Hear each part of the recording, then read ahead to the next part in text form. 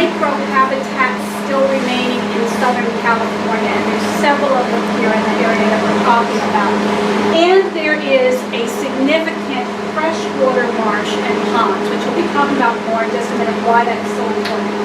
Bear in mind, only 5% of all of California's coastal wetlands remain intact, and all of them are degraded. According to the state, all of them are degraded to some degree or another. Don't put it anywhere else. That's hard to find. Well, within the Los Angeles basin, the last significant wetland is the Bayona Wetlands Ecological Reserve. So here, for those of us, in Southern California, we tend to think about things as where they are relative to the roads that we're used to driving, right? So what you have here is Lincoln Boulevard, and this area up here is Marina del Rey, which is where I now live, all right? This is Culver Boulevard, you know how it goes down and then it turns in at Playa del Rey.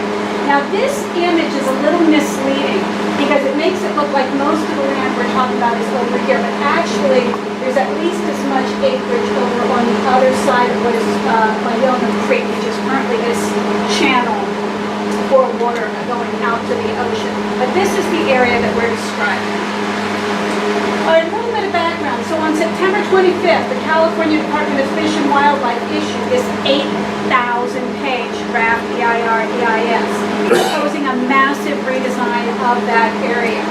They've been working on this. They first studied alternatives and looked at the area for 5 years. They spent another 5 years on this draft EIR-EIS. Several times they said they were about to release it, and then they held back. Why?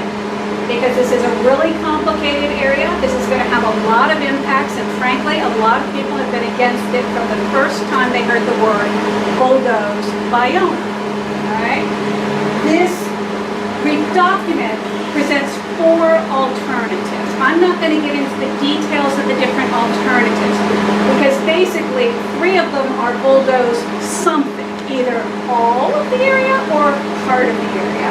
And one of them is the legally mandated do nothing option. All right?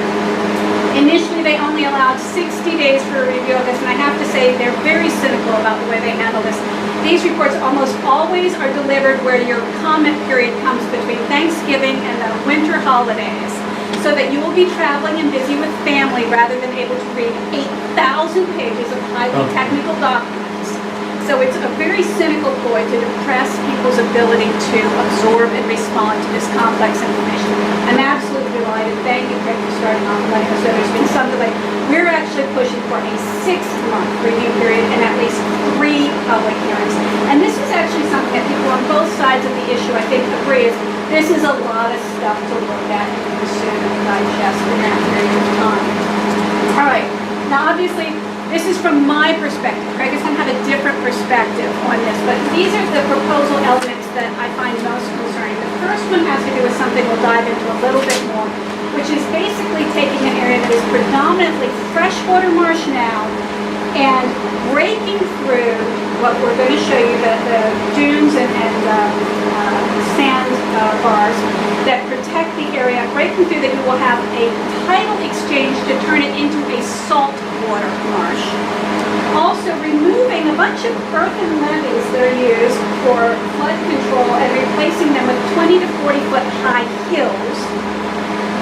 Channeling the water, which currently everyone agrees from upstream is very polluted, and trying to divert it more into the marsh area without talking about how we're going to have to clean that up first before we do that. Bulldozing hundreds of acres of protected land. And one of the primary goals is to remove and destroy non-native vegetation because there's a very strong feeling that it just has to go. It's non-native. It has to be completely removed so that we can put in the good stuff. All right.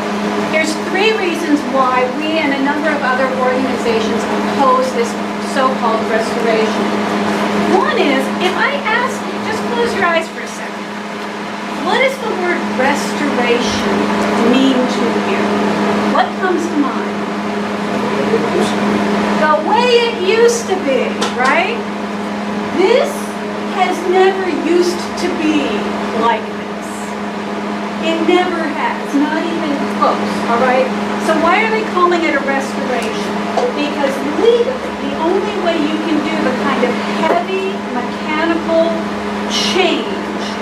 a protected area like this that they're talking about is if you call it a restoration, all right? But a restoration is a return of an ecosystem to a close approximation of its condition prior to disturbance. Now, mind you, this whole area has been massively disturbed, massively. When they created Marina del Rey, they took a lot of the land there and threw it over here, and now we put in the bionic reef. It's been massively disturbed, all right? It would be an enormous undertaking to try to even pick what point in history you wanted to go back to. But let's try, all right? Let's look at a couple of things and see how close we get. I'm going to propose and to show you what they're talking about doing does not do that. It doesn't go back to anything. It is creating an entirely new habitat. Now, this is not just my opinion. This is a pretty young scientist, and this is a scientist who is in her golden years of her career, all right? Dr. Travis Lancourt.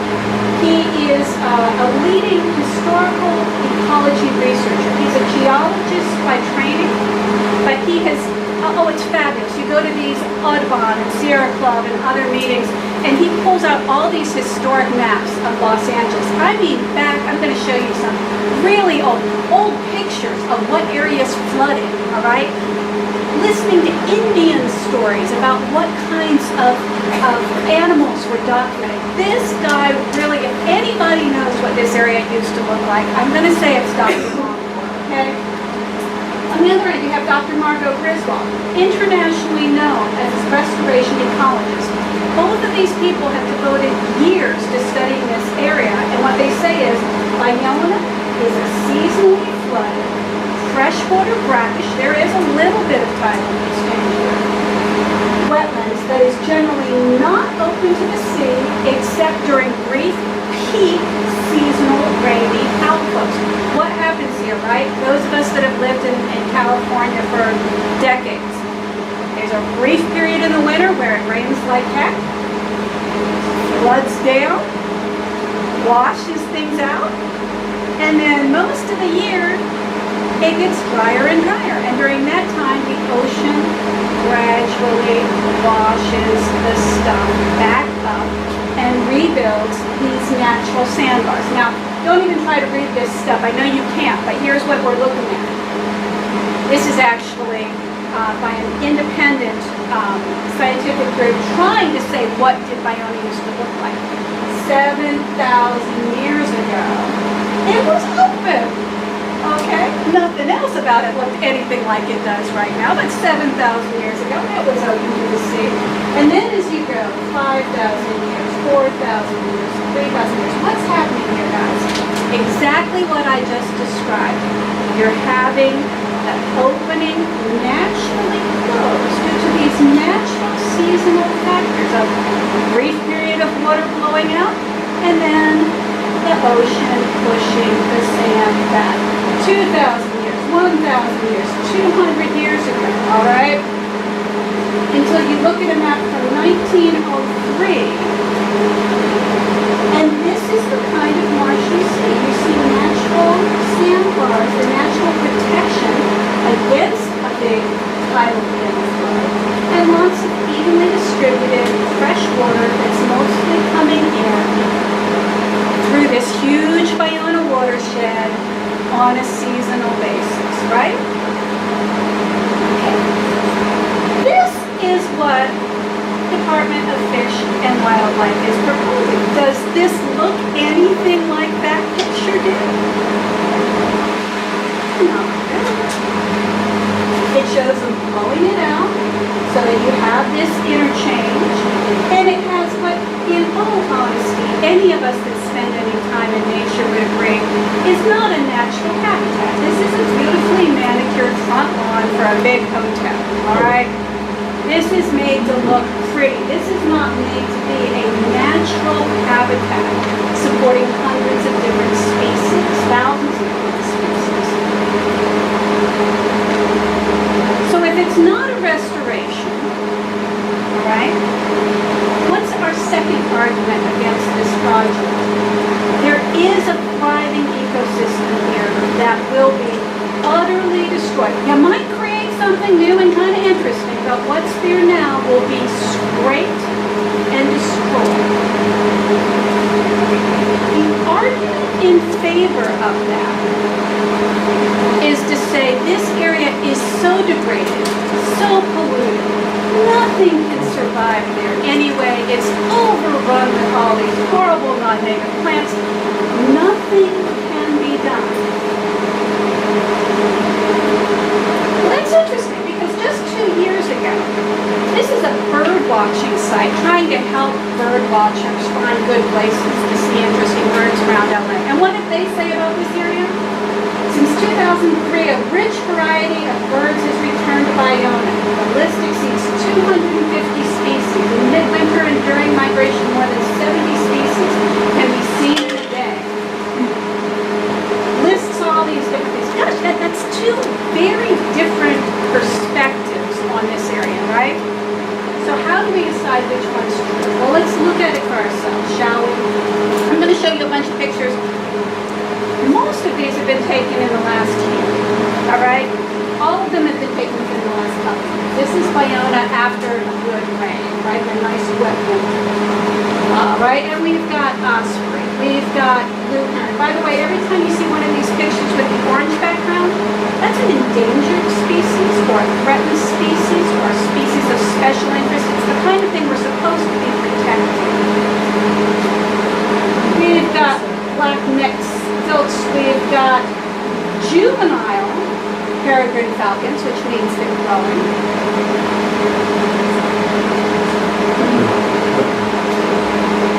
This is a snowy plover. They are nesting in LA County for the first time in 40 years. Monarch, one of the largest monarch areas. By the way, LA County cut down one of the largest roosts of monarch butterflies in Marina del Rey last year because they had the bad judgment to be roosting in a eucalyptus tree, and a eucalyptus tree is non-native, so they shouldn't have adapted to use that tree. This is how ideological this battle has become, all right?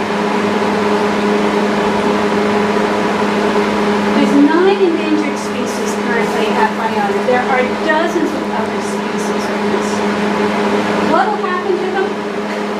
They are literally saying that attempts will be made to move them, to move all these endangered plants and animals out of the area and put them somewhere for safekeeping for the years that this area will be destroyed. And then try to bring them back. They haven't said where they're going to do that. If you notice now, they're kind of saying attempts will be made. Whereas when they were talking to Janice Hahn, they said, oh, we're definitely going to, don't worry about any of those animals dying, all right? Realistically, 600 acres, do any of us believe that? All right, I want to address one thing. I've heard the argument, well, there's science on both sides of this. The other side has science too. This letter, which I know you can't read, but I'm happy to make this presentation available. This was obtained by a Freedom of Information Act.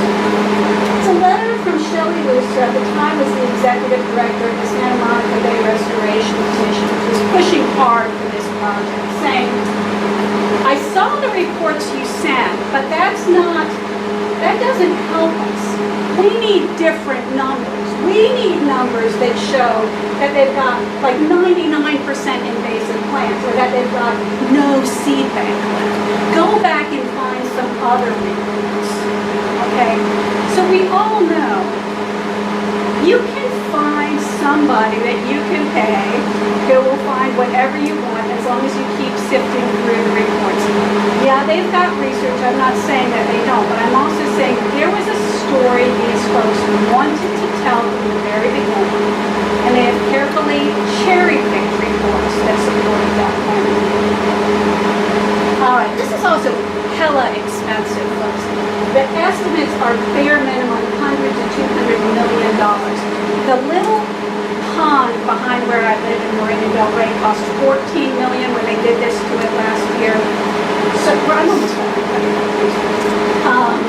So to take out 600 acres is going to blow that price tag away. Then you've also got the cost of trying to keep something open for tidal exchange unnaturally. Balsa Chica did this a few years ago, and already they're saying we're running out of all of our maintenance money because it's costing us so much to try to keep redoing this unnatural thing. All right? Why don't we use our money that we have for restoration to restore, rather than destroying something completely and building something new?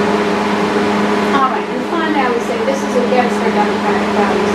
LACDP, the Los Angeles County Democratic Party, passed a resolution against this project 3 years ago. They didn't even wait for the environmental impact report. They said this goes against the precautionary principle of first do no harm and does not protect existing species. So, what we're asking for tonight, we're actually not asking for a resolution in favor or against the project.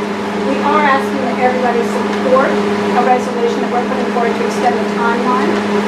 We have letters where people can ask for an extension of the timeline. And also, if you're really interested, we're happy to add you to our mailing list so you can learn more. And if you loved all those pictures, become friends with Jonathan Kaufman. He's on Facebook. He's a fabulous guy. He took all those pictures.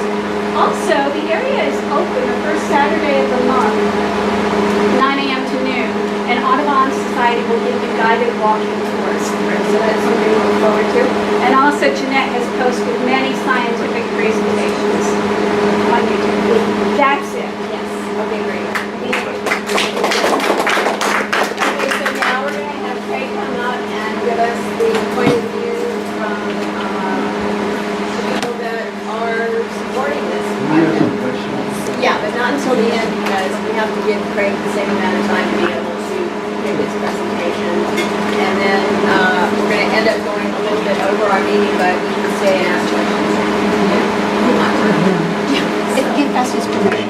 Okay, right, Would you ask? straight out. I'm sorry.